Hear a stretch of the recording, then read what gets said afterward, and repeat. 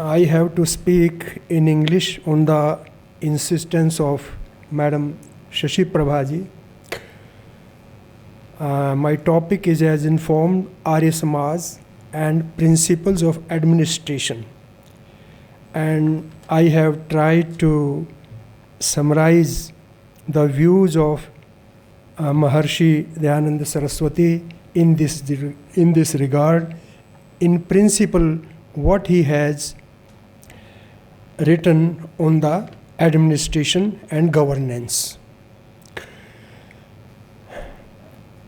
Arya Samaj is like an effigy of the thoughts of its founder, Maharshi Dayananda Saraswati. The thinking and working of Arya Samaj is based on the essence of Vedic teachings as interpreted by the Maharshi. The 10 rules of the Arya Samaj, as provided by the greatest learned saint of this age, contain the highest standard of individual and societal life. These rules are the best example of the wisdom of Maharshi, where he has cropped up the best suitable ideas for nurturing of an ideal global citizen and society. One can't find this caliber of ideas anywhere else. For social topics, he has relied mostly on Manusmriti of Swayambhu Manu, and at some places the Kautilya's Arthashastra. These are two basic works which deal fairly and extensively with prevent societal norms, ethics, justice, philanthropic statecraft, and general administration. As per the advice of Maharshi Dayananda, Arya Samaj and its scholars should adopt an interpolation-free text of Manusmriti as the primary source for all the practical aspects of social administration. One of the erudite scholars of Arya Samaj, namely Dr. Surendra Kumar, therefore has prepared and got published a pure edition of Manusmriti, which is free of all interpolations. Apart from all the works of Maharshi Dayanand and other Arya Samajist scholars, the text of Vishuddha Manusmriti is considered as the authentic source of guidance for all practical purposes of the society at large. 3 assemblies for good governance. To ensure the smooth administration of state affairs, Maharshi Dayananda advocated for the establishment of 3 essential assemblies as has been prescribed by the Rig Veda. Trini Rajana Vidate Puruni Pari Vishwani Bhushata Sadansi. Rig Veda in Bhavarth as is narrated by Maharshi, हे मनुष्यों, आप लोग उत्तम गुण कर्म स्वभाव वाले यथार्थ वक्ता विद्वान पुरुषों की राजसभा, विद्यासभा और धर्मसभा नियत कर और संपूर्ण राज्य संबंधी कर्मों को यथायोग्य सिद्ध कर सकल प्रजा को निरंतर सुख दीजिए। 10 विद्यार्य सभा, council of education, first one, it is tasked with ensuring that all citizens receive proper education and that all branches of knowledge are promoted. Erudite experts in education should be members of this assembly. Dharmarya Sabha, Council of Dharma, entrusted with the promotion of righteousness and suppressing unrighteousness through religious, ethical, and philosophical instruction. Those well versed in dharma should be members of this assembly.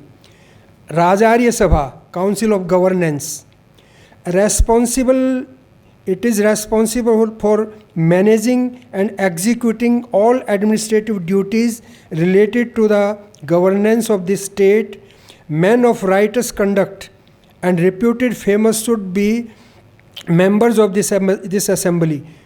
Whoever among them be the most excellent as regards qualification, character, and temperament should be elected as the head of the whole state. These councils are envisioned as the institutional organization through which all necessary mutual relationship and practical functions between the king and the populace could be effectively maintained. Their jurisdiction extended over individual, familial, societal, and national matters covering education, liberty, security, discipline, justice, dharma, moral instruction, economic productivity, agriculture, commerce, and arts and crafts. The presiding head of each assembly requires to be the most learned and virtuous person, elected unanimously based on merit, character, and conduct. Each member and presiding officer of the assemblies is required to dutifully observe and enforce a proper regulations and the Raja Dharma. Regarding the duties of the state and concept of the governance, it is prescribed that for fostering prosperity and enlightenment, there should be cooperation in between the state and the subject through these assemblies. It is particularly mentioned that the presiding head of these three councils, i.e. that is the prime administrator such as prime minister or the chief minister, must not possess the absolute power. He has to govern with the consent of the related council, and the council must function under him. At the same time, the presiding head must remain under the authority of the assembly, and the presiding head and council must be under the general control of the people, and the people must remain under the king and the council. If we take the words of Swami Dayananda Saraswati, एक को स्वतंत्र राज्य का अधिकार न देना चाहिए, किंतु राजा जो सभापति, तदाधीन सभा, सभाधीन राजा, राजा और सभा प्रजा के अधीन और प्रजा राजसभा के अधीन रहे. This is found in Satyartha Prakash. In Rigvedadi Bhashya Bhumika also, in Raj Praja Dharma Vishaya, he has written, 3 प्रकार की सभा ही को राजा मानना चाहिए, एक मनुष्य को कभी नहीं. This can be the best example of a vibrant democracy. It is the presiding head of the state and his ruling officials be independent of the people, then it will interfere and bring ruin upon the populace. The absolute head, intoxicated with power, ruins the subjects and eats them up. There should be no absolute and unrestricted power. Just as a lion or other flesh-eating beasts kill and devour fat and well-grown animals, similarly, an absolute head destroys the state. He doesn't allow anybody to outgrow himself. A sovereign who acts without accountability robs the wealthy by restoring the unjust punishment. Thus, Arismas explicitly prohibit any concentration of monarchical power and provides a Vedic basis for a welfare-centric democratic model in which the well-being of the citizens takes precedence. In this vision, the presiding head is accountable to the assembly to the people, and vice versa. Nowhere else in any scripture, civilization, or culture is such an ideal and effective governance framework to be found. Our Indian constitution largely is based on these principles. The president or the overall head of the state must be elected. Atharvaveda says, Indro jayati na parajayata adhirajo rajasu rajayatai charkrit idyo vandaschopashadyo namasyo bhave hai. Its meaning, O people, out of this gathering choose that man, your king or president, who is very powerful, capable of subduing the enemies, himself invincible, commanding respect among the rulers, illustrious, the worthiest for presidentship, of most excellent qualities, actions, and temperaments, honorable, easily accessible, and reverenced by all. Yajurveda also says,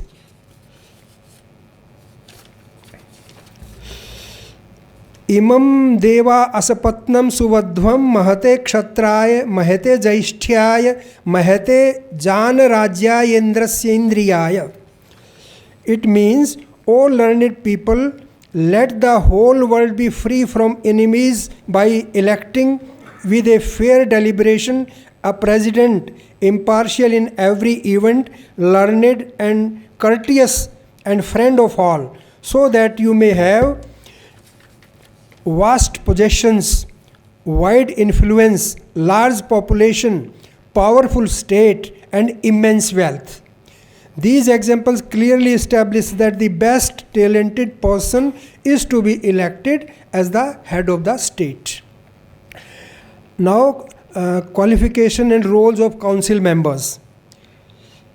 Arya Samaj, on the authority of Maharishi Dayanand, who drawing from Manusmriti and other Vedic texts outline the qualifications as required of members of the ruling assemblies.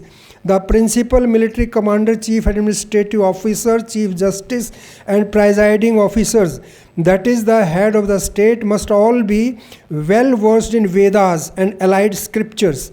They should be virtuous, disciplined, and masters of their senses. Manusmriti, on the basis of Manusmriti, Sainapatyam cha Rajyam cha Dand Netrittvameva cha Sarvalokadhipatyam cha Ved Shastravid Arhati. He must be learned in Vedic Shastras.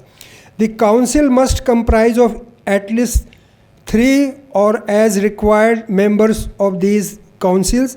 Their decision must be binding, and no one should violate the customs and procedural rules established by such a council. Members must be learned in the 4 Vedas, logic and jurisprudence, Nyaya, etymology, Nirukta, and religious codes, Dharma Shastra. Moreover, only those in Brahmacharya, Grihastha, and Vanprasth stages of life should be eligible. Manu says, Traividyo Haitukas Tarki Nairukto Dharma Pathakah Trayaschasramina Purve Trayasramina, as said, Parishat Syad Dashavara. A minimum of 10 members required in the council. If a council has at least 3 scholars representing the Rigveda, Yajurveda, Samveda respectively, its decisions should be upheld. In exceptional cases, even a single ascetic who is mastered in all the Vedas and is distinguished among the twice born may establish authoritative religious codes. As Manusmriti says, Rigved Yajurvidcha Samved Videvacha Trayavara Parishadjeya Dharma Sansaya Nirnayane Anyacha Ekopi Vedavid Dharmam Yam Vyavashe Dvijottamah Savijyeya Paro Dharmo Najjana Mudito Ayutai. By contrast, assemblies formed by thousands and unlettered immortal individuals motivated by mere caste pride or devoid of scriptural knowledge and virtue are not valid councils. Avratanam amantranam jati matropajivinam sahasrasa sametanam parishatvam na vidyate. Thus, Maharshi warns that those who follow such misguided assemblies are led into sin. The presiding head and members of these council must abstain from lust, anger, greed, envy, and any corrupting vice. Maharshi asserts that it is better to die than fall into corrupt conduct and practices. Nowadays, corruption is rampant in the officials of lower level who deal with the farmers and other artisans, etc. Arya Samaj, on the authority of Manu, prescribes that council minister must be native born, learned in the Shastras, courageous, successful in their endeavors, noble, honest, pious and clever. It is particularly said by Manu, Maulan, Shastra Vidya. It means particularly highlighted that appointment on those coveted posts only the native people who are not foreigners can be considered. Only those who are deep rooted in the land, that is, who are traditional residents, can be considered for these posts, if otherwise eligible. The number of ministers may be according to the necessity. Api yat sukaram karma tadapyeken duskaram vishesato asahayena kintu rajyam mahodayam. Therefore a king need assistance from his members. Same system is continued in our country, but the capability of ministers is not seriously accounted for before appointing them. Therefore, sometimes serious problems are faced by the populace. Maharshi, while speaking in Pune, pointed out that the king must deliberate on 6 matters with his ministers. What are these matters? First, friends. Second, cunningness in foes. Third, progress of the state. Fourth, level of the state. Fifth, protection of the state from invasion. And sixth, protection of the conquest or of the conquered states. Beside consideration regarding the proper education and health of the population and other arena of welfare of the state and self. For resolution of the crucial matters, proper deliberation with other members are necessary and steps may be taken accordingly. Arya Samajist conception of the ideal state and sovereign. Sir, time is sufficient? May I go? Okay. According to Maharshi Dayananda Arya Samaj, the most prosperous and righteous state is one where the most learned scholars of the country preside over the educational and governance assemblies, and the most valorous and ethical kshatriyas, that is, the police force, administrators and army, etc., assist in the performance of state duties and protection of the country from foreign enemies, where Brahmanas, Kshatriyas, Vaishyas work together with harmony. Such a nation guided by truth and virtuous action is assured of peace and prosperity. Yatra brahma cha kshatram cha samyanchau charata saha tam lokam punyam prajesham yatra deva sahagnina. This is quoted in Rigvedadi Bhasya Bhumika, Yajurved.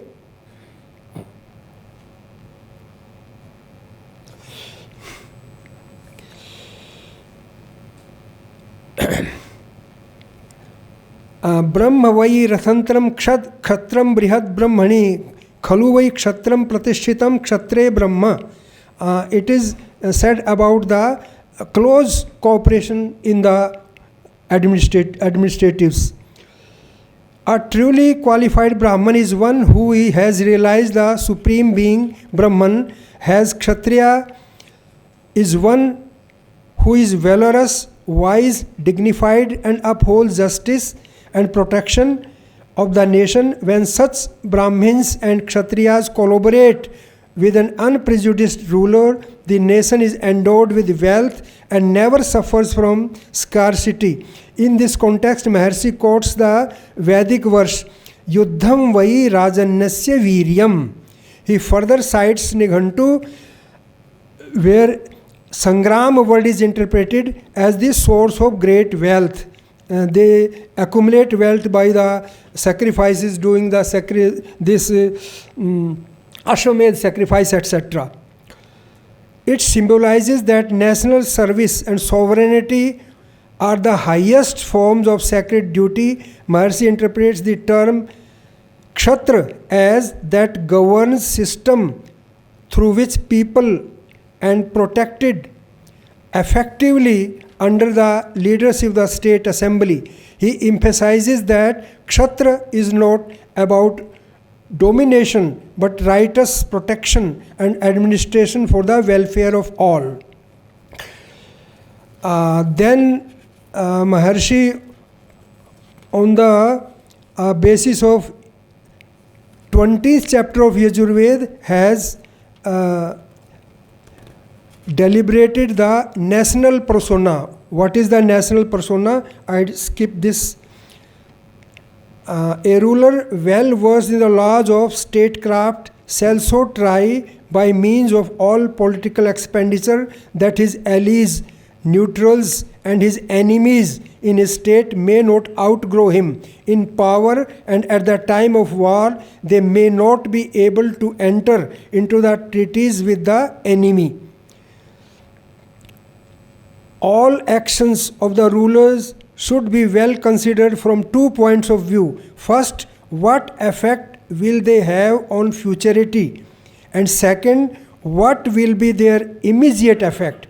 Merits and demerits of past actions should also be duly analyzed. That ruler is never vanquished by his enemies who fully understand the strong and weak points of the steps to be taken, who is quick of judgment as regards the present actions, and who knows how to turn his best advantage what has been in the past. Now I have elaborately explained the taxation and administration, which I skip because of the paucity of time.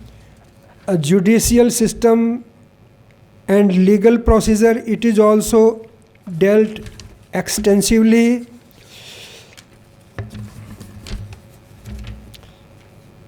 One thing I read in this matter, that terrorism is unacceptable according to Arya Samajist philosophy, and as Manu has explained, any person who acts as a terrorist must be killed without the least hesitation.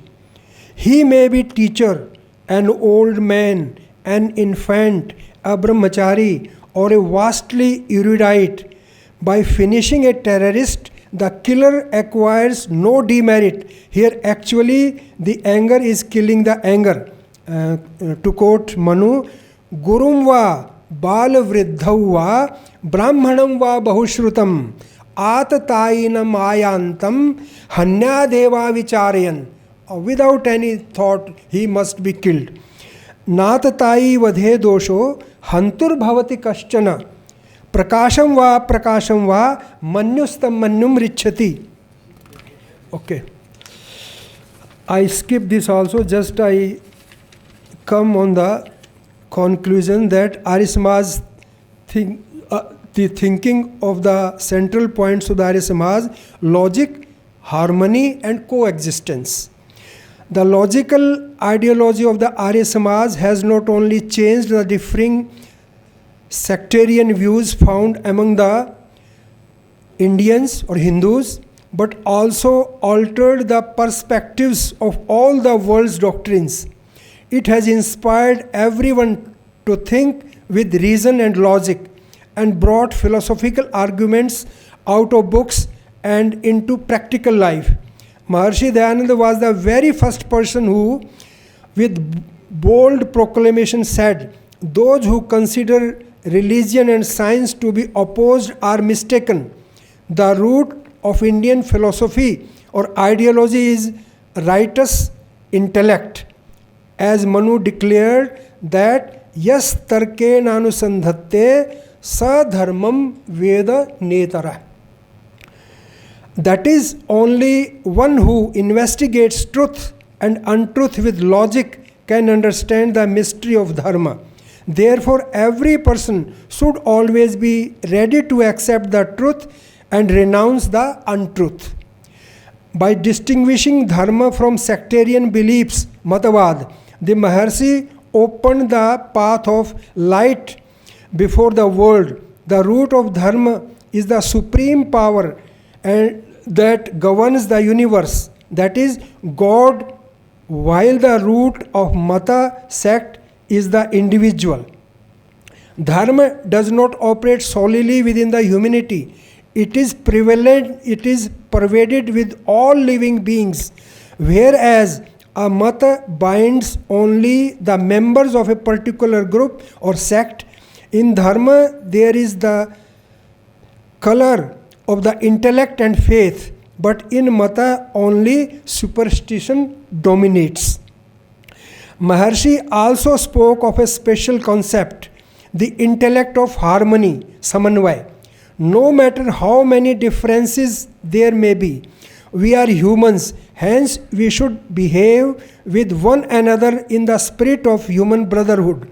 We can agree upon a common minimum agenda. Everyone should in mutual interactions conduct themselves as a human and should not be satisfied merely with their own progress, but consider their progress to lie in the progress of all, of the whole society. One must stay away from all types of biased behavior which will generate resentment among the populace.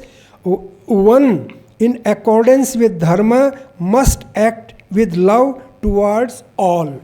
Sarve bhavantu sukhinah, sarve santu niramayah, sarve bhadrani pashyantu, ma kaschid dukh bhag bheg. And also in Rig Veda, sangachadhvam, samvadadhvam, samvo manansi janatam. Itisham.